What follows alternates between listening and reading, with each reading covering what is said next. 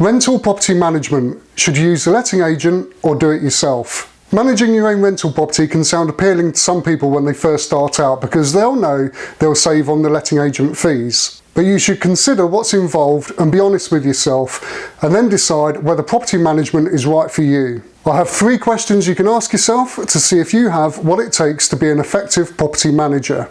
Coming up.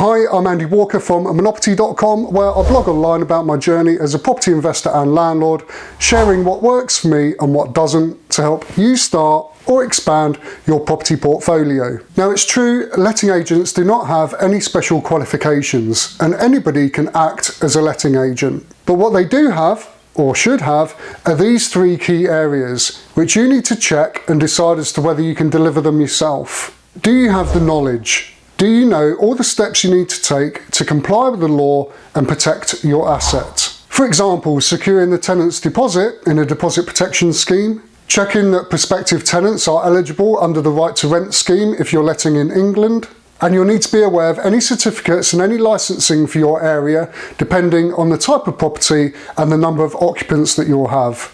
A good letting agent will know the answers to all these questions and more, and they'll have systems that keep them updated on both national and local letting rules.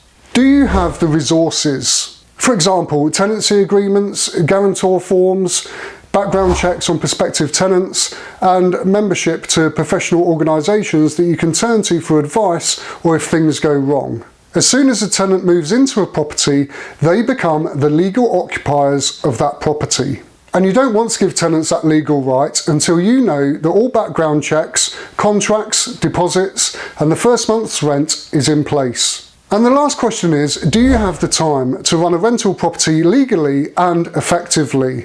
Are you willing and do you have the time to take and respond to phone calls from your tenants at all hours of the day and night? And can you handle coordinating all the maintenance? I think lots of inexperienced landlords make the mistake of not putting value on their time. They think they're saving money by managing the properties themselves, but they're not getting paid for the time that they're acting as a property manager.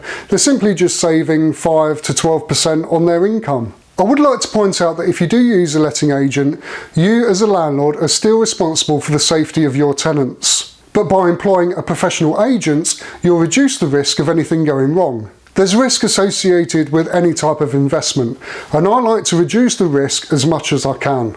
As a landlord, your aim is to provide an excellent service to your customers.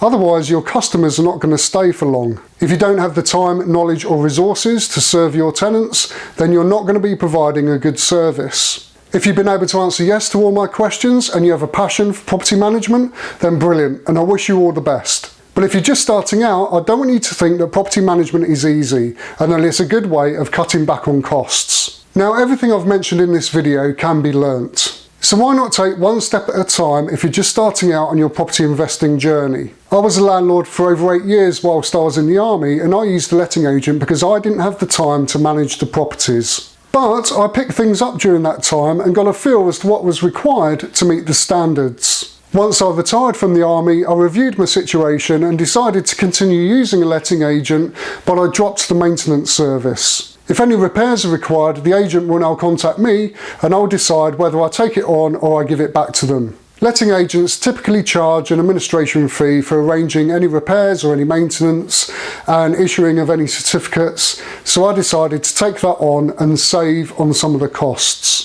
Before I finish, there is one piece of good news, and that is if you do use a letting agent, all their fees are tax deductible. If you have any questions about property management, please leave a comment down below. And if it's your first time visiting this channel, definitely subscribe so you won't miss any of my future videos that will all be geared towards helping you start or improve your property business. Thank you so much for watching. Please like and share this video if you found it useful, and I'll see you soon. And you don't want to give tenants, which you need to be aware of, and